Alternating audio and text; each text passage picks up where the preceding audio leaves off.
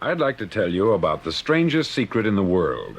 Not long ago, Albert Schweitzer, the great doctor and Nobel Prize winner, was being interviewed in London, and a reporter asked him, "Doctor, what's wrong with men today?"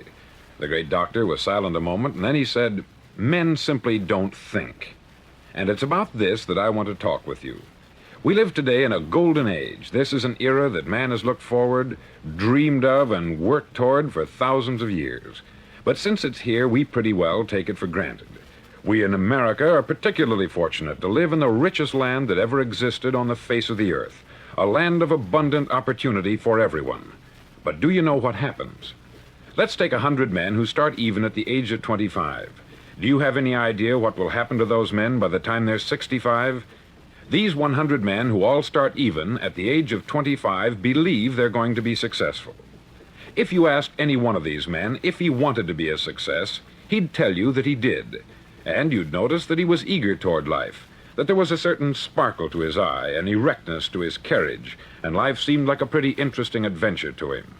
But by the time they're 65, 1 will be rich, 4 will be financially independent, 5 will still be working, 54 will be broke. Now think a moment. Out of the 100, only 5 make the grade. Why do so many fail? What has happened to the sparkle that was there when they were 25? What's become of the dreams, the hopes, the plans? And why is there such a large disparity between what these men intended to do and what they actually accomplished? When we say about 5% achieve success, we have to define success. And here's the definition. Success is the progressive realization of a worthy ideal. If a man is working toward a predetermined goal and knows where he's going, that man is a success. If he's not doing that, he's a failure. Success is the progressive realization of a worthy ideal.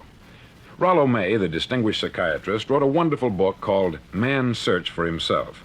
And in this book he says, the opposite of courage in our society is not cowardice, it is conformity. And there you have the trouble today. It's conformity. People acting like everyone else, without knowing why, without knowing where they're going. Now think of it. In America right now, there are over 14 million people 65 years of age and over, and about 13 million of these 14 million are broke. They're dependent on someone else for life's necessities. Now, we learn to read by the time we're 7.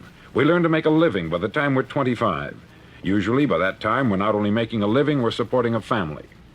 And yet, by the time we're 65, we haven't learned how to become financially independent in the richest land that has ever been known.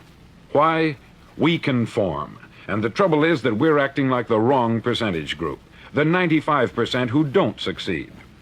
Now, why do these people conform? Well, they don't know, really. These people believe that their lives are shaped by circumstances, by things that happen to them, by exterior forces. They're outer-directed people. A survey was made one time that covered a lot of men, working men, and these men were asked this question. Why do you work? Why do you get up in the morning? 19 out of 20 had no idea.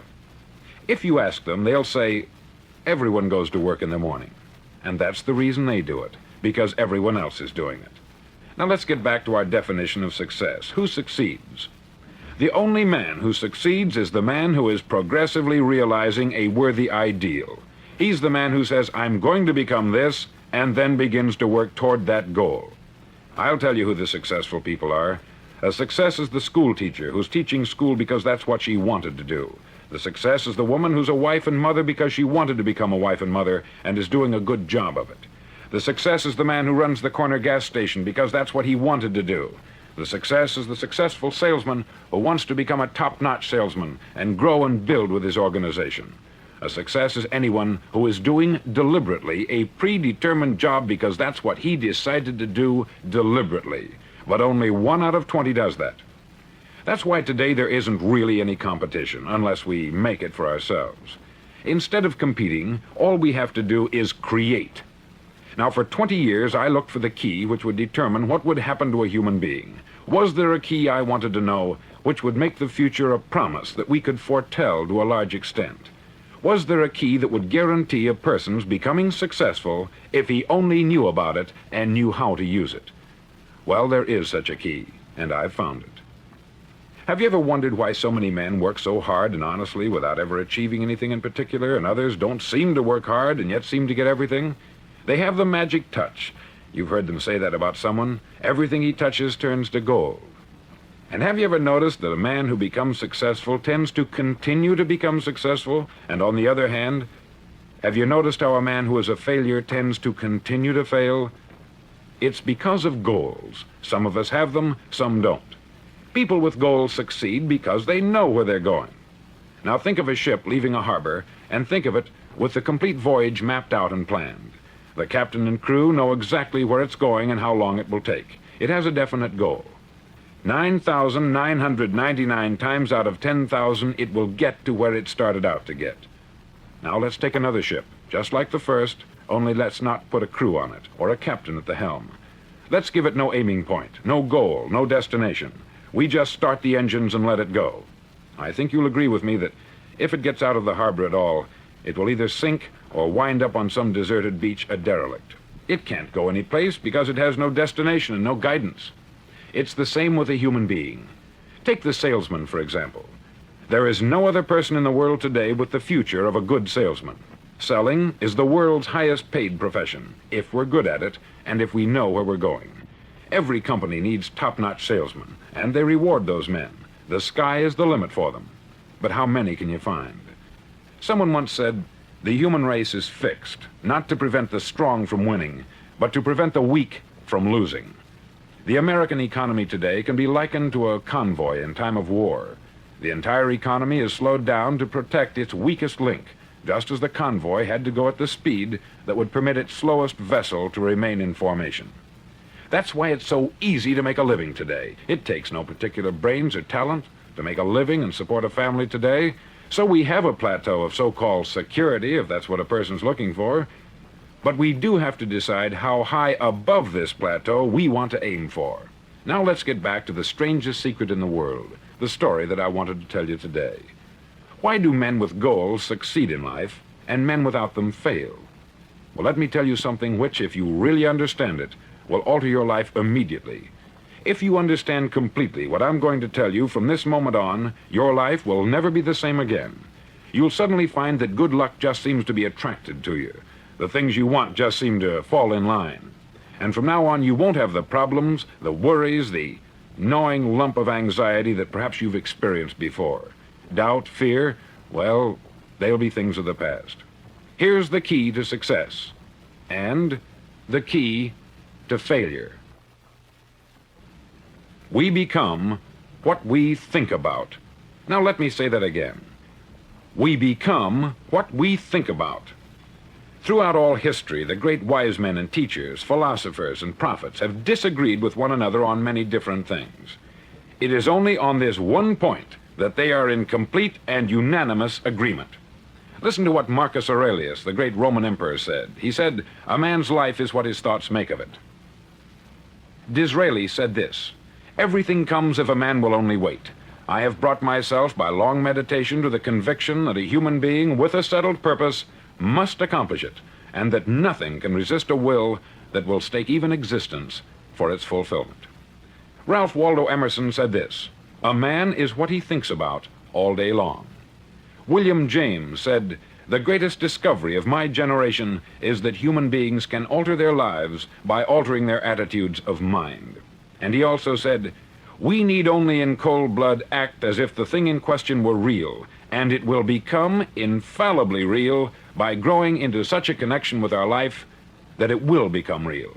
It will become so knit with habit and emotion that our interest in it will be those which characterize belief." He also said this, "If you only care enough for a result, you will almost certainly attain it. If you wish to be rich, you will be rich. If you wish to be learned, you will be learned. If you wish to be good, you will be good. Only you must then really wish these things, and wish them exclusively, and not wish at the same time 100 other incompatible things just as strongly." In the Bible you read, in Mark 9:23, "If thou canst believe, all things are possible to him that believeth." Dr. Norman Vincent Peale said this, "This is one of the greatest laws in the universe. Fervently do I wish I had discovered it as a very young man. It dawned upon me much later in life, and I've found it to be one of the greatest, if not my greatest discovery, outside of my relationship to God. And the great law, briefly and simply stated, is that if you think in negative terms, you'll get negative results. If you think in positive terms, you will achieve positive results. That is the simple fact which is at the basis of an astonishing law of prosperity and success. In 3 words, believe and succeed. William Shakespeare put it this way: our doubts are traitors, and make us lose the good we oft might win by fearing to attempt. George Bernard Shaw said, people are always blaming their circumstances for what they are. I don't believe in circumstances. The people who get on in this world are the people who get up and look for the circumstances they want, and if they can't find them, make them. Well, it's pretty apparent, isn't it? And every person who discovered this for a while believed that he was the first one to work it out. We become what we think about. Now, it stands to reason that a person who's thinking about a concrete and worthwhile goal is going to reach it, because that's what he's thinking about. And we become what we think about. Conversely, the man who has no goal, who doesn't know where he's going, and whose thoughts must therefore be thoughts of confusion and anxiety and fear and worry, becomes what he thinks about. His life becomes one of frustration, fear, anxiety, and worry. And if he thinks about nothing, he becomes nothing. Now, how does it work? Why do we become what we think about? Well, I'll tell you how it works as far as we know. Now, to do this, I want to tell you about a situation that parallels the human mind. Suppose a farmer has some land, and it's good, fertile land. Now, the land gives the farmer a choice. He may plant in that land whatever he chooses. The land doesn't care. It's up to the farmer to make the decision. Now, remember, we're comparing the human mind with the land, because the mind, like the land, doesn't care what you plant in it. It will return what you plant, but it doesn't care what you plant. Now, let's say that the farmer has 2 seeds in his hand. One is a seed of corn, the other is nightshade, a deadly poison. He digs 2 little holes in the earth and he plants both seeds, one corn, the other nightshade. He covers up the holes, waters, and takes care of the land, and what will happen? Invariably, the land will return what is planted. As it's written in the Bible, as ye sow, so shall ye reap. Remember, the land doesn't care. It will return poison in just as wonderful abundance as it will corn. So up come the 2 plants, one corn, one poison. Now, the human mind is far more fertile, far more incredible and mysterious than the land, but it works the same way. It doesn't care what we plant. Success, failure. A concrete, worthwhile goal, or confusion, misunderstanding, fear, anxiety, and so on. But what we plant, it will return to us. You see, the human mind is the last great unexplored continent on the earth. It contains riches beyond our wildest dreams. It will return anything we want to plant. Now, you might say, well, if that's true, why don't people use their minds more? Well, I think they've figured out an answer to that, too. Our mind comes as standard equipment at birth. It's free, and things that are given to us for nothing, we place little value on. Things that we pay money for, we value. The paradox is that exactly the reverse is true. Everything that's really worthwhile in life came to us free. Our mind, our soul, our body, our hopes, our dreams, our ambitions, our intelligence, our love of family and children and friends. All these priceless possessions are free, but the things that cost us money are actually very cheap and can be replaced at any time. A good man can be completely wiped out and make another fortune. He can do that several times. Even if our home burns down, we can rebuild it, but the things we got for nothing, we can never replace. The human mind isn't used merely because we take it for granted. Familiarity breeds contempt. It can do any kind of job we assign to it, but generally speaking, we use it for little jobs instead of big, important ones. Universities have proved that most of us are operating on about 10% of our abilities. Decide now, what is it you want? Plant your goal in your mind. It's the most important decision you'll ever make in your entire life. Do you want to be an outstanding salesman, a better worker at your particular job? Do you want to go places in your company, in your community? All you've got to do is plant that seed in your mind. Care for it. Work steadily toward your goal, and it will become a reality. It not only will, there's no way that it cannot. You see, that is a law, like the laws of Sir Isaac Newton, the laws of gravity. If you get on top of a building and jump off, you'll always go down. You'll never go up. And it's the same with all the other laws of nature. They always work. They're inflexible. Think about your goal in a relaxed, positive way. Picture yourself in your mind's eye as having already achieved this goal. See yourself doing the things you will be doing when you've reached your goal. Ours has been called the phenobarbital age, the age of ulcers and nervous breakdowns. At a time when medical research has raised us to a new plateau of good health and longevity, far too many of us worry ourselves into an early grave trying to cope with things in our own little personal ways, without learning a few great laws that will take care of everything for us. These things we bring on ourselves through our habitual way of thinking. Every one of us is the sum total of his own thoughts. He is where he is because that is exactly where he really wants to be, whether he'll admit that or not. Each of us must live off the fruit of his thoughts in the future, because what you think today and tomorrow, next month and next year, will mold your life and determine your future. You're guided by your mind. I remember one time I was driving through Arizona and I saw one of those giant earth-moving machines roaring along the road at about 35 miles an hour with what looked like 20 tons of dirt in it, a tremendous, incredible machine, and there was a little man perched way up on top with the wheel in his hands guiding it. And as I drove along, I was struck by the similarity of that machine to the human mind. Just suppose you're sitting at the controls of such a vast source of energy. Are you going to sit back and fold your arms and let it run itself into a ditch? Or are you going to keep both hands firmly on the wheel and control and direct this power to a specific, worthwhile purpose? It's up to you. You're in the driver's seat. You see, the very law that gives us success is a two-edged sword. We must control our thinking. The same rule that can lead a man to a life of success, wealth, happiness, and all the things he's ever dreamed of for himself and his family, that very same law can lead him into the gutter. It's all in how he uses it, for good or for bad. This is the strangest secret in the world. Now, why do I say it's strange, and why do I call it a secret? Actually, it isn't a secret at all. It was first promulgated by some of the earliest wise men, and it appears again and again throughout the Bible. But very few people have learned it, understand it. That's why it's strange, and why, for some equally strange reason, it virtually remains a secret. I believe that you could go out and walk down the main street of your town and ask one man after another what the secret of success is, and you probably wouldn't run into one man in a month who could tell you. Now, this information is enormously valuable to us if we really understand it and apply it. It's valuable to us not only for our own lives, but the lives of those around us, our family, employees, associates, and friends. Life should be an exciting adventure. It should never be a bore.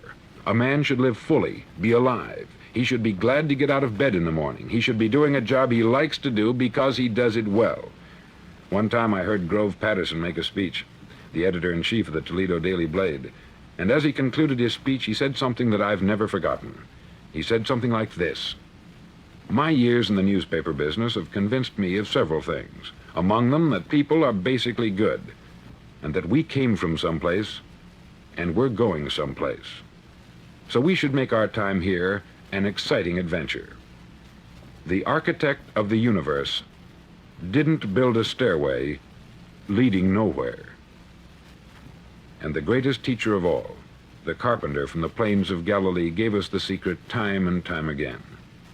As ye believe, so shall it be done unto you."